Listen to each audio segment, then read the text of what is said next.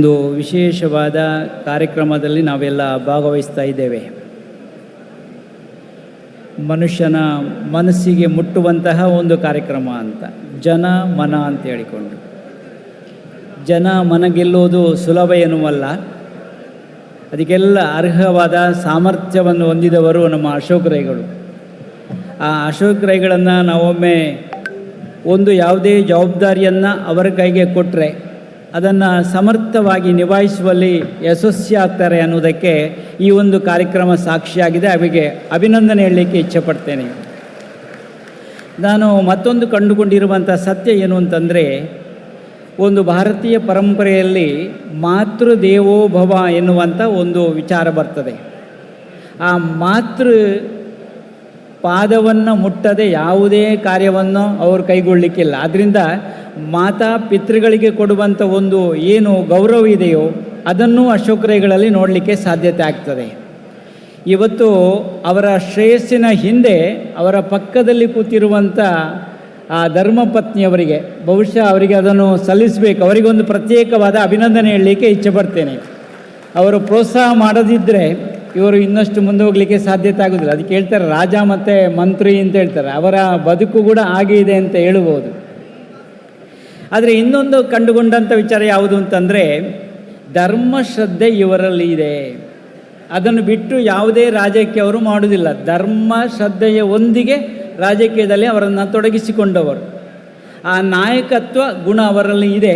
ಅದನ್ನು ಸಮಾಜದ ಹಿತಕ್ಕಾಗಿ ಬಳಸಿದರೆ ಹೇಗೆ ಅಂತ ಹೇಳಿಕೊಂಡು ರಾಜಕೀಯಕ್ಕೆ ಪ್ರವೇಶ ಮಾಡಿಕೊಂಡು ಅವರ ಅವಧಿಯನ್ನು ಈಗಾಗಲೇ ಶಾಸಕತ್ವದಲ್ಲಿ ಅವರು ಏನೆಲ್ಲ ಮಾಡಿದ್ದಾರೆ ಅಂತಂದರೆ ನಾವೆಲ್ಲ ನೋಡಿರುವಂಥ ವಿಚಾರ. ಈಗಾಗಲೇ ಪುತ್ತೂರಿಗೆ ಒಂದು ಮೆಡಿಕಲ್ ಕಾಲೇಜ್ ಬರ್ತದೆ ಅಂದರೆ ಅವರ ಪರಿಶ್ರಮಕ್ಕೆ ಚಪ್ಪಾಳೆ ಬೇಕೋ ಬೇಡವೋ ಅಂತೇಳಿ. ಆದರೆ ಎಲ್ಲರನ್ನೂ ಕರೆದು ಮಾತಾಡಿಸುವಂಥ ಗುಣ ಅವರಲ್ಲಿದೆ. ನಾನು ನೋಡಿದ್ದೇನೆ, ಈ ಮೊದಲು ಈ ಕಾರ್ಯಕ್ರಮಕ್ಕೆ ಬಂದಿದ್ದೇನೆ. ಅವರು ಕ್ರಿಯಾಶೀಲತೆಗೆ ಇನ್ನೊಂದು ಹೆಸರು ಅಂತ ಹೇಳಿದರೆ ತಪ್ಪಾಗಲಿಕ್ಕಿಲ್ಲ. ಕ್ರಿಯಾಶೀಲತೆಗೆ ಇನ್ನೊಂದು ಹೆಸರು, ಚುರುಕಾಗಿದ್ದಾರೆ ಅವರು. ವಿಧಾನಸೌಧದಲ್ಲಿ ಕೂಡ ಒಂದಷ್ಟು ಸ್ವರವನ್ನು ಎತ್ತುತ್ತಾರೆ. ಮತ್ತೊಂದು ಹೇಳುವಂಥದ್ದು, ಕರಾವಳಿಯ ಭಾಗದಲ್ಲಿ ಜನಪ್ರಿಯವಾಗಿರುವಂಥ ಸಂಸ್ಕೃತಿಯ ಭಾಗವಾಗಿರುವಂಥ ಕಂಬಳವನ್ನು ಬೆಂಗಳೂರಿನಲ್ಲಿ ಒಂದಷ್ಟು ಪರಿಚಯಿಸಿದಂಥ ಕೀರ್ತಿ ಅವರಿಗೆ ಸಲ್ಲಬೇಕು. ಅದನ್ನು ಅವರು ಮಾಡಿದ್ದಾರೆ. ಇವತ್ತು ನಾವು ನೋಡಬೇಕಾಗಿರುವಂಥ ವಿಚಾರ ಯಾವುದು ಅಂತಂದರೆ, ಜನರಲ್ಲಿ ಒಂದಷ್ಟು ಜಾಗೃತಿ ಮಾಡುವಂಥ ಕೆಲಸ ಆಗಬೇಕು ಅಂತ. ಎಲ್ಲ ವರ್ಗದ ಜನರಿಗೆ ಒಂದಷ್ಟು ಶಾಂತಿ ನೆಮ್ಮದಿ ದೊರಕಬೇಕು ಅನ್ನುವ ದೃಷ್ಟಿಯನ್ನು ಇಟ್ಟುಕೊಂಡು ನಾನು ಮತ್ತೂ ಮೆಚ್ಚುವಂಥ ವಿಚಾರ ಯಾವುದು ಅಂತಂದರೆ, ಮಾನ್ಯ ಮುಖ್ಯಮಂತ್ರಿಗಳು ಬರುವಂಥ ಸಮಯ ನಮಗೆ ಸ್ವಲ್ಪ ಒತ್ತಡ ಇರುವುದರಿಂದ ಬೇರೆ ಭಾಗ ಸೇರಬೇಕಾಗಿದೆ. ಆದರೂ ಅವರ ಸಮ್ಮುಖದಲ್ಲಿ ನಮ್ಮ ರೈಗಳು ಈ ಕೆಲಸವನ್ನು ಮಾಡ್ತಾರೆ ಅಂತ ನಾನು ತುಂಬ ಸಂತಸಪಟ್ಟು ಹೇಳ್ತೇನೆ. ಯಾಕಂತಂದರೆ ನಮ್ಮ ತುಳು ಭಾಷೆಗೆ ಬೇಕಾಗಿರುವಂಥ ಒಂದು ಎರಡನೇ ಭಾಷೆಯಾಗಿ, ರಾಜ್ಯದ ಎರಡನೇ ಭಾಷೆಯಾಗಿ ಅದು ಘೋಷಣೆ ಆಗಬೇಕು.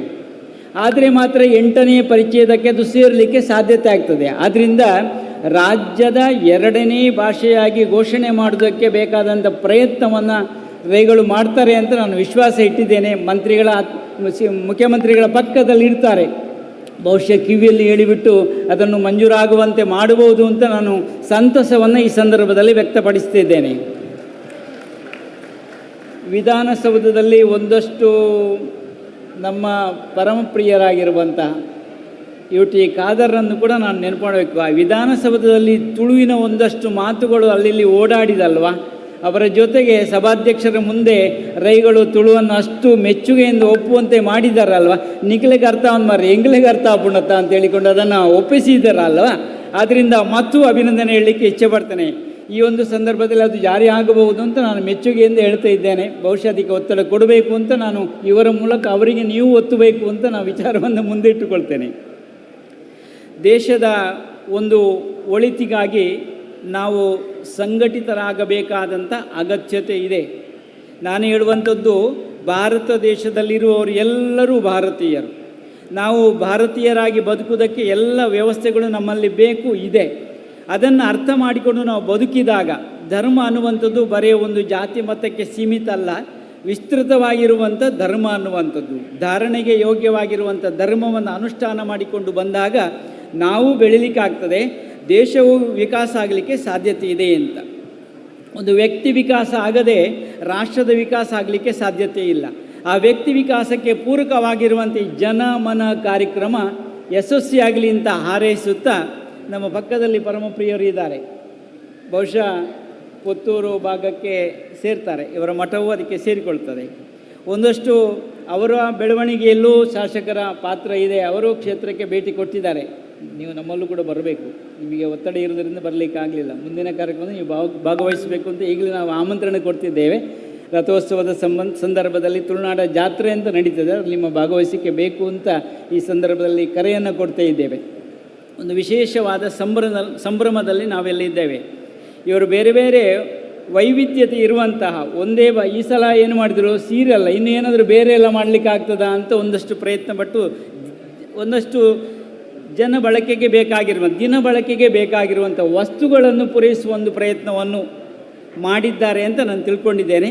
ಇಲ್ಲಿ ಜಾತಿ ಮತ ಭೇದ ಇಲ್ಲದೆ ಎಲ್ಲವನ್ನ ಮೀರಿ ಮಾನವರು ಅನ್ನುವಂಥ ಒಂದು ವಿಶೇಷವಾದ ಕಾರ್ಯಕ್ರಮವನ್ನು ಇಲ್ಲಿ ಸಂಘಟನೆ ಮಾಡಿದ್ದಾರೆ ಅಂತ ನಾನು ತಿಳ್ಕೊಳ್ತೇನೆ.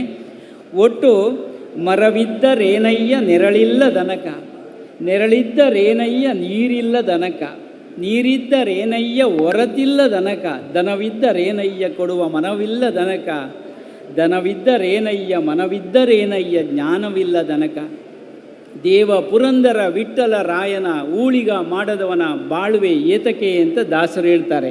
ಆದರೆ ಇದಕ್ಕೆ ಇದು ಅಪವಾದ. ನಮ್ಮ ರೈಗಳು ಅದನ್ನೆಲ್ಲ ಮೀರಿ ಮರವೂ ಇದೆ, ನೆರಳೂ ಇದೆ, ಎಲ್ಲವನ್ನು ಬಳಸಿಕೊಂಡು ಸಮಾಜಕ್ಕೆ ಏನಾದರೂ ಕೊಡಬಹುದಾ ಎನ್ನುವಂಥ ಚಿಂತನೆ ಇಟ್ಟುಕೊಂಡು ಬಹುಶಃ ಅವರು ಬೆಳೀತಾ ಇದ್ದಾರೆ. ಅದು ಶ್ರೇಯಸ್ಸ ಆಗಲಿ ಅಂತ ಈ ಸಂದರ್ಭದಲ್ಲಿ ಅವರ ಜನಪ್ರಿಯತೆಗೆ ಇದೊಂದು ಕೈಕನ್ನಡಿಯಾಗಿದೆ ಅಂತ ಹೇಳಿದರೆ ತಪ್ಪಾಗಲಿಕ್ಕಿಲ್ಲ. ಇದು ಯಶಸ್ವಿಯಾಗಿ ಜರಗಲಿ.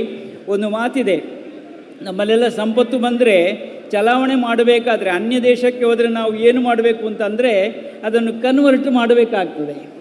ಅನ್ಯ ದೇಶಕ್ಕೆ ಹೋಗುವಾಗ ಒಂದು ದೇಶಕ್ಕೆ ಹೋದು ಅಲ್ಲಿ ಡಾಲರ್ ಆಗಿ ನಾವು ಅದನ್ನು ಕನ್ವರ್ಟ್ ಮಾಡಬೇಕು.